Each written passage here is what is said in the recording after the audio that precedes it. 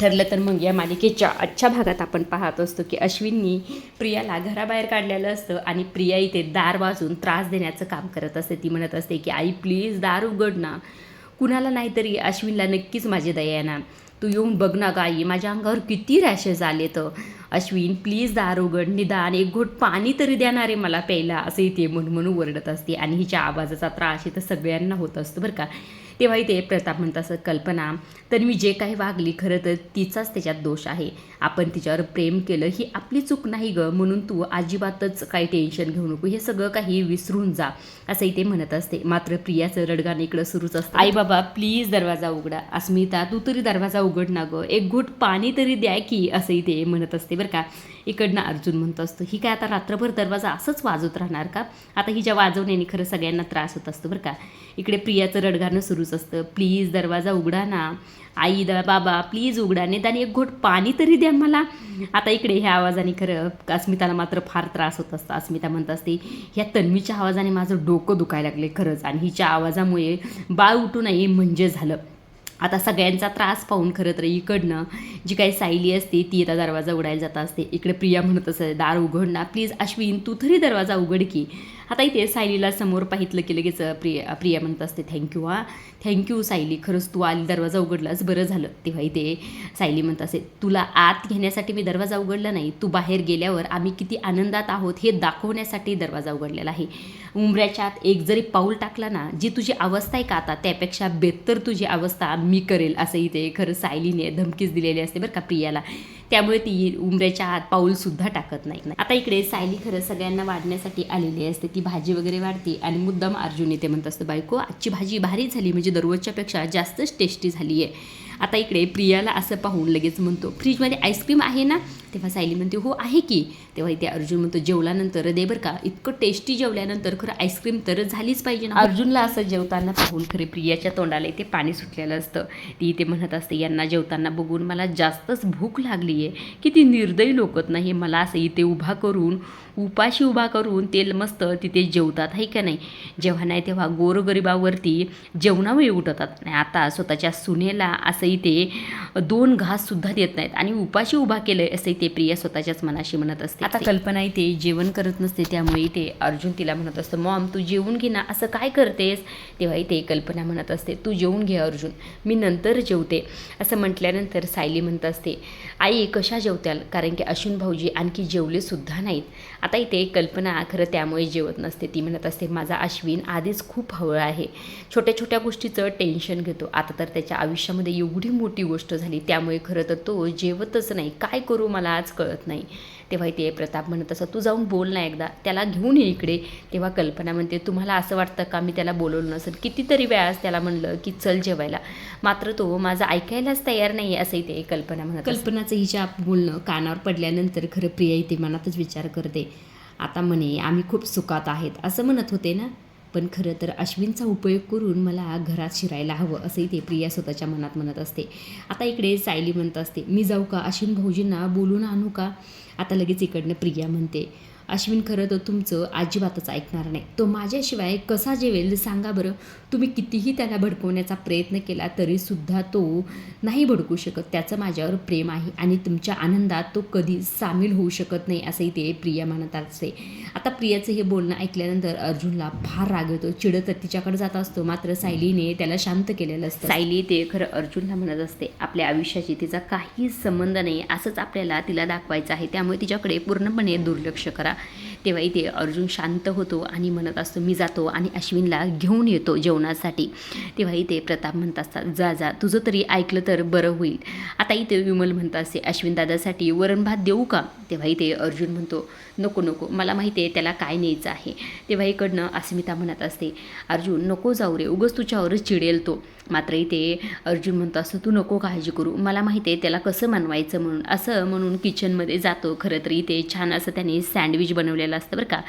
Sandwich वगैरे बनवून तो आता इथे अश्विनकडे जाणार असतो. तेव्हा इथे कल्पना म्हणत असते, हे नक्की खाईल ना रे तो. तेव्हा इथे अर्जुन म्हणतो, तो खाईलसुद्धा आणि बाहेरसुद्धा येईल. आता अर्जुन अश्विनच्या रूममध्ये गेलेला असतो. इकडे सायली कल्पनाला म्हणत असते की आई तुम्ही अजिबात काळजी करू नका, ह्यांचा शब्द ते पाडणार नाहीत, ते खाऊन बाहेरसुद्धा येतील. तेव्हा इकडं प्रिया म्हणत असते, अश्विन फक्त माझंच ऐकणार, अर्जुनचं नाही, मला फक्त आतमध्ये येऊ द्या, मी त्याला समजावते, मी त्याला भरवते. असं इथे प्रियाचं रडगाणं सुरू असतं. इकडे आता अर्जुन खरं अश्विनच्या रूममध्ये आलेला असतो. अश्विन अक्षरशः खाली कोपऱ्यात बसलेला असतो आणि त्याचं रडणं सुरूच असतं. अर्जुनला पाहताच तो डोळे पुसतो आणि म्हणतो असं, दादा प्लीज मला जरा एकट्याला राहायचं आहे. मात्र इथे अर्जुन खाली बसतो आणि ते सँडविच त्याला दाखवतं. मात्र इशाऱ्यानेच आता इथे अश्विन म्हणतो असतो, नको मला. तेव्हा इथे अर्जुन म्हणतो असं, तुझ्या आवडीचं सँडविच बनवलं, मी माझ्या हाताने बनवलं, एक्स्ट्रा बटर टाकून बनवलं. मात्र अश्विन ते खायला अजिबातच तयार नसतो. मला खाली नाही उतरणार दादा असं इथे म्हटल्यानंतर खरं अर्जुन त्याला छान समजवतो बरं का. हा फार इमोशनल सगळं काही मोठ्या भावाचं कर्तव्य बरोबर इथे अर्जुनने निभावलेलं असतं. अक्षरशः डोळ्यात पाणी येतं बरं का, हे सगळं काही जेव्हा होत असतं. आता इथे अर्जुन त्याला जुनी आठवण सांगत असतो. तुला आठवतं आहे अश्विन, मी जेव्हा युएसला चाललो होतो, 1 महिना राहिला असेल जायला, तेव्हा तू असाच इथेच ह्या जागी येऊन रुसला होतास. तुला वाटत होतं की मी जाऊच नाही आणि त्यावर खरं तर तुला डॅडसुद्धा इथे ओरडले होते. त्यावेळेस खरं तर मी असंच तुझ्यासाठी सँडविच बनवून घेऊन आलो होतो. तेव्हा तू मला घट्ट अशी मिठी मारली होतीस आणि तुझ्या मनातली सगळी काही घालमेल तू मला सांगितली होतीस. तुला वाटतं होतं ना की मी नाही जावं म्हणून.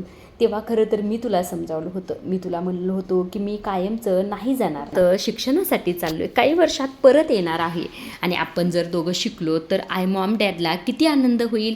असं म्हटल्यानंतर तू कुठं खुश झाला होतास आणि तुला बरं वाटलं होतं. आणि तेव्हा तू म्हटला होतास, हो बरं ठीक आहे, मी डॉक्टर होणार आणि तू इंजिनियर हो. तेव्हा मी तुला म्हणलं होतं, नाही मला तर लॉयरच व्हायचं आहे. तेव्हा तू खरं डोळे पुसत मला म्हटला होतास, मोठं झाल्यानंतर मी व्हाईट कोट घालीन आणि तू ब्लॅक कोट घालशील. असं म्हणून त्याला हसवण्याचा प्रयत्न करत असतो आणि परत डोळ्यात पाणी येऊन म्हणत असतो, अश्विन परत मला मिठी मारणार आहे तशी आणि तुझ्या मनातली घुसमट सगळी मला सांगून मोकळं कर ना तुझं मन. मार की रे अश्विन परत एकदा मला मिठी. असं म्हणून त्याच्यासुद्धा डोळ्यात पाणी आलेलं असतं बरं का. आता इकडे दुसऱ्या बाजूला जी काही प्रिया असते ती सगळ्यांना म्हणत असते, यांची वाट बघून काही होणार नाही, अश्विनचं माझ्यावर प्रेम आहे. तुम्ही त्यांना कितीही माझ्या विरुद्ध भडकवण्याचा प्रयत्न करत असला तरीसुद्धा अश्विन नाही भडकणार. तो मगाशी माझ्या जीवर चिडला होता मान्य आहे, पण त्याचा रागसुद्धा जास्त वेळ नाही टिकून राहिला. एव्हाना त्याला जाणवलंसुद्धा असेल की तो माझी साथ कधीच सोडू शकणार नाही, म्हणून तो बाहेर येत नाही. असं इथे खरं प्रिया म्हणत असते. तेव्हा इकडं प्रताप म्हणतात, आता हिच्याकडे दुर्लक्षसुद्धा करू शकत नाही. ए तन्वी अगं गप्प बस की, आमचा मुलगा एवढा मूर्ख नाही की तुला आतासुद्धा साथ देईल. असं म्हटल्यानंतर जी काही प्रिया असते ती म्हणत असते, बाबा तुम्ही बघालच, अश्विन मला मानाने घरात घेऊन येईल आणि तुमच्या समोर बसून आम्ही दोघे जेवूत किंवा दोघेही आम्ही उपाशी राहूत. असं इथे प्रिया म्हणत. आता प्रियाकडे सगळे दुर्लक्ष करतात आणि अश्विनची वाट बघत असतात. तेव्हा इथे सायली स्वतःच्याच मनाशी म्हणत असते, अश्विन भाऊजी बाहेर या आणि या प्रियासमोर जेवूनच दाखवा, तेव्हा तिला कळेल की आता तुम्ही तिची साथ कधीच देणार नाहीत. असं इथे सायली म्हणत असते. आता इकडे दुसऱ्या बाजूला इकडे अर्जुन असतो. तो अश्विनला म्हणत असतो, हे बघ अश्विन, मला माहिती आहे रे तुझ्यासोबत जे झालं ते फार वाईट झालं, हे कुणाशी होऊ नये, पण तू माझ्याशी बोल ना, काहीतरी बोलणार आहे अश्विन. असं इथे खरं अर्जुन म्हणत असतं बरं का. तेव्हा खरं अश्विनसुद्धा आता इथे अर्जुनचा गळा धरतो आणि रडत असतो. रडूनच त्याला म्हणत असतं, सॉरी दादा, सॉरी दादा, खरं तर मी तुझ्याशी आणि सायली वहिनीशी खूप वाईट वागलो. त्या तन्वीची बाजू घेऊन मी तुमच्याशी भांडत राहिलो. मला कळत होतं रे, ते तन्वी प्रत्येक वेळेस खोटं बोलती, जाणवत होतं मला, पण मला नव्हतं माहीत ती मला एवढा मोठा धोका देईल. सॉरी दादा. असं म्हणून खरं तरी ते अश्विन फार रडत असतं बरं का. ते अर्जुन म्हणतो, तुझं तिच्यावर प्रेम होतं, तिच्यावर विश्वास होता, त्यामुळे खरं तर तू असा वागलास, तुझं काही चूक नाही, तुझे यात काही चूक नाही, रडू नको, शांत हो. असं म्हणून त्याला बाजूला करतो, त्याचे डोळे वगैरे पुसतो आणि म्हणत असतो, तू नको काळजी करू आणि त्या तन्वीचं काय करायचं आहे ते आपण नंतर बघून घेऊया. तिच्यामुळे खरं तर स्वतःला त्रास करून तू अजिबातच घेऊ नको, बाहेर जाऊया. तुझी खरं तर मॉम डॅड आणि अस्मिताताई वाट बघतात. बरं ठीक आहे, त्याआधी खरं मी तुझ्यासाठी सँडविच बनवले, ते खाऊन घे बरं. असं म्हटल्याने मान हलूनच नको म्हणत असतं बरं का. मात्र अर्जुन म्हणत असतो, अश्विनी प्लीज माझ्यासाठी एक घास खाना प्लीज. असं म्हटल्यानंतर जो काही अश्विन असतो तो इथे सँडविचचा एक घास खातो. आता अर्जुन इथे अश्विनला हसवण्याचा प्रयत्न करत असतो, डोळ्यात तर पाणी असतं, मात्र चेहऱ्यावर स्माईल आणतो आणि म्हणत असतो, तू डॉक्टरच ना, मग एवढं बटर लावलेलं सँडविच कसं खातोस सांग बरं, कोलेस्ट्रॉल वाढायचा नाही का? तेव्हा इथे अश्विन म्हणत असतो, नाही वाढणार, डॉक्टर डॉक्टरच्या जागेवर आणि माझा दादा दादाच्या जागेवर, दादानी बनवलंय तर मी खाणार, काय बरं नाही झालं पण ढकलतो कसं तरी, असं इथे अश्विन म्हटलेलं असतो. तेव्हा दोघांच्याही चेहऱ्यावर इथे हसू आलेलं असतं बरं का. आता अश्विन जो असतो तो इथे सँडविच खात असतो. तुला बरं वाटतंय ना, असं इथे अर्जुन म्हणत असतो. शांत झालास ना तू? तेव्हा इथे अश्विन म्हणतो, हो मी शांत झालो आता. आता त्यांनी सँडविच तर खाल्लेलं असतं. तेव्हा खरं तर अर्जुन म्हणत असतो, मॉम डॅड आणि अस्मिताताई सगळेजण फार टेन्शनमध्ये, चल बाहेर चल, असं म्हटल्यानंतर अश्विनला परत जरा टेन्शन येतं. कारण की या तन्वीच्या नादात खरं तर त्यांनी सगळ्यालाच दुखवलेलं असतं, सगळ्यांनाच नाराज केलेलं असतं आणि त्यांचा सामना कसा करू या त्या गोष्टीचा विचार करत असतं बरं का. आता इथे अश्विन बाहेर आलेला नसतो, त्यामुळे खरं सायली म्हणत असते, मी जाऊ का अश्विन भाऊजींना बाहेर घेऊन येऊ का? तेव्हा कल्पना म्हणते, हो सायली तू जा बरं, तुझं तरी तो ऐकेल आणि बाहेर येईल, असं इथे कल्पना म्हणत असते. आता कल्पनाचं बोलणं ऐकल्यानंतर जी काही प्रिया असते ती म्हणत असते, कशाला उगाच खोटी आशा लावून बसलाय तुम्ही, तो बाहेर नाही येणार, जरी बाहेर आला तर फक्त माझ्यासाठी म्हणून तो बाहेर येईल, त्याचं माझ्यावर प्रेम आहे, त्याला माझ्याविषयी ओढ वाटते म्हणून तो बाहेर येईल, त्याचं माझ्यावर खूप मनापासून प्रेम आहे, हे सगळ्या गोष्टी तुम्हाला का कळत नाही सायली, तू तरी यांना समजावून सांग की, असं इथे खरं प्रिया म्हणत असते.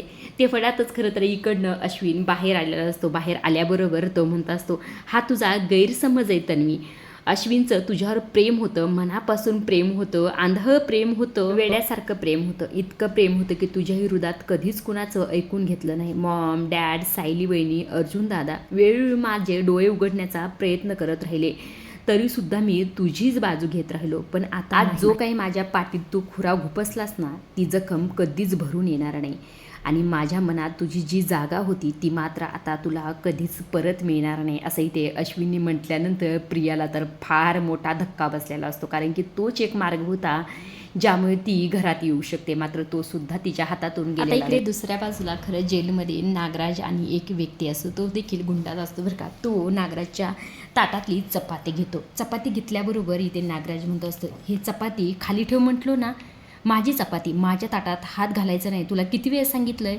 कळत नाही का तुला, माझी चपाती ठेव. मात्र तो एकही शब्द ऐकत नाही बरं का. तो म्हणत असतो, तू काय करशील, स्वतःला काय राजा समजतो काय तू, एकदा नाही 1000 वेळेस तुझ्या ताटात हात घालेल, काय करशील बोल. तेव्हा इथे नागराज म्हणत असतो, माझा नाद करायचा नाही बरं का.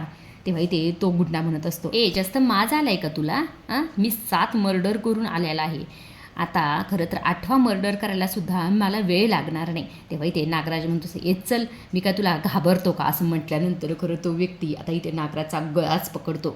तेव्हा इथे नागराज म्हणतो, अरे सोड मला सोड, अरे मी बघ की हो काय करतो, त्याला मागे खेच की, त्याला दाखवून दे की आपण दोघे जर एकत्र असलो तर आपल्या केसाला सुद्धा कोणी हात लावू शकणार नाही. अरे मेहपत काय करतोस तू, असं म्हटल्यानंतर तो व्यक्ती म्हणत असतो, कोण मेहपत, मी नाही ओळखत त्याला आणि तो काय करेल मला कुणीही काही करू शकत नाही, असंही ते त्याचा गळा पकडूनच म्हणत असतो. तेव्हा इथे नागराज म्हणतो, अरे मेहपत काय चाललं, तुला ऐकायला येत नाही की, सोड की मला या माणसाकडनं. मात्र इथे मेहपत फार शांत असतो बरं का. तो म्हणत असतो, अरे नागराज शेठ काय करतोस असं, तुला चपाती हवी ना तर घे, माझ्या ताटातले घे, पण वाद काय घालू नको चपातीसाठी, असं इथे मेहपत शांतपणे बोलत असतो.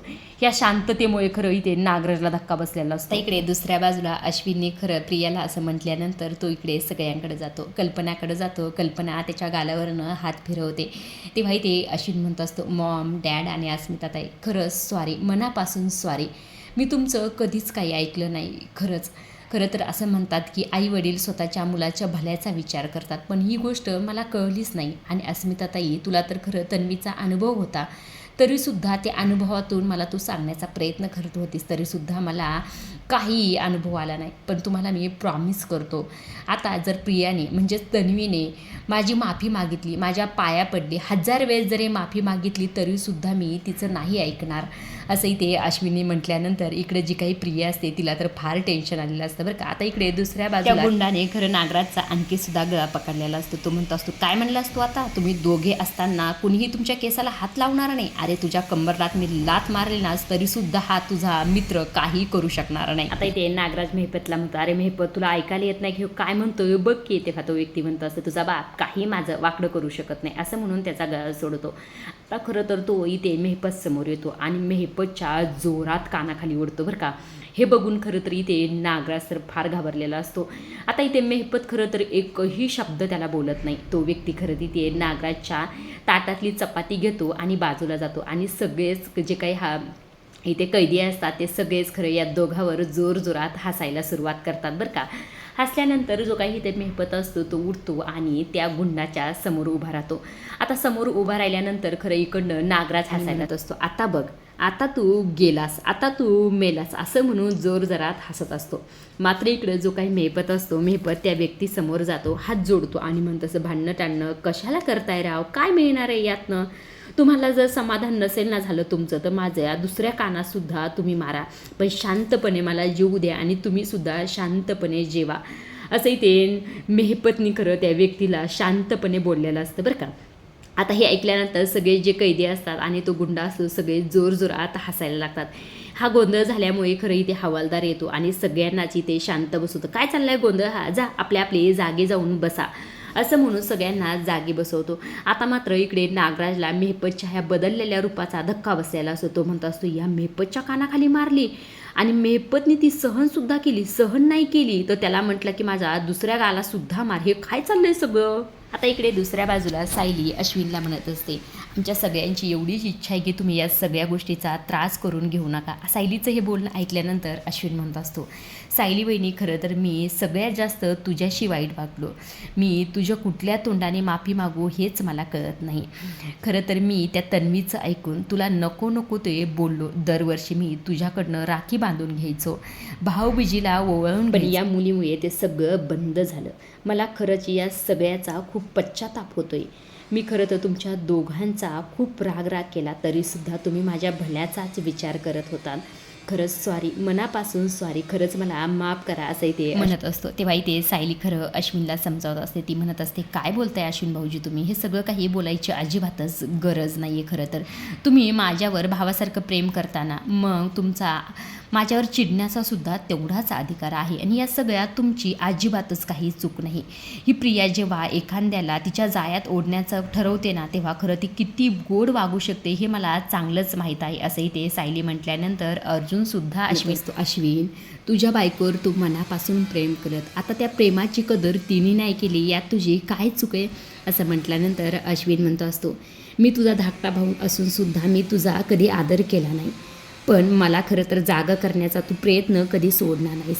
माझा मूर्खपणा कधी मनावर सुद्धा लावून घेतला नाहीस. थँक्यू सो मच दादा असंही ते अश्विननी म्हटल्यानंतर खरं अर्जुन म्हणतो असं, तुला आता सगळ्या गोष्टी कळल्यात ना, मग आता तिच्यासाठी तू वीक होऊ नको. तेव्हा इथे प्रतापसुद्धा अश्विनला समजवत असतात, खरं तर ती मुलगी आत्तासुद्धा दाराबाहेर उभी आहे, परत ती आत येण्याचा प्रयत्न करते. तू जर तिला तुझ्या आयुष्यात परत जागा दिलीस तर आम्ही तिला बाहेर थांबू शकणार नाही असंही ते प्रताप म्हटल्याबरोबर असतो.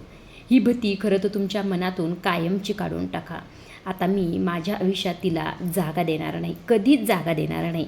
एक वेळ तुम्ही तिला माफ कराल, मात्र मी तिला कधीच माफ करू शकणार नाही असंही ते अश्विनने खरं प्रियाकडे बघून ठामपणे म्हटलेलं असतं.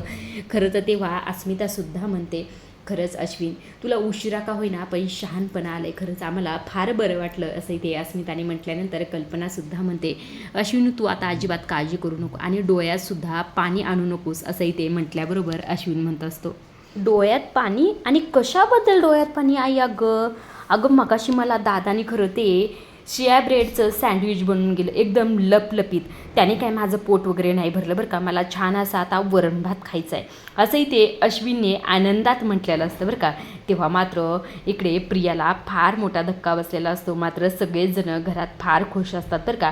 आता सगळेजण इथे जेवायला बसलेले असतात आणि कल्पना स्वतःच्या हाताने खरं तरी ते अश्विनला खाऊ घालत असते. सगळे आनंदात पाहून खरं तरी ते प्रियाला फार टेन्शन आलं असतं. ती स्वतःच्याच मनाशी म्हणत असते, हा काय नवीन ट्विस्ट आहे आणि हा बिंडोक अश्विनच्या जीवावर खरं तर मी सगळं काही ते करणार होते, मी आता घरात कसं जाऊ याच गोष्टीवर प्रिया विचार करत असते बरं का.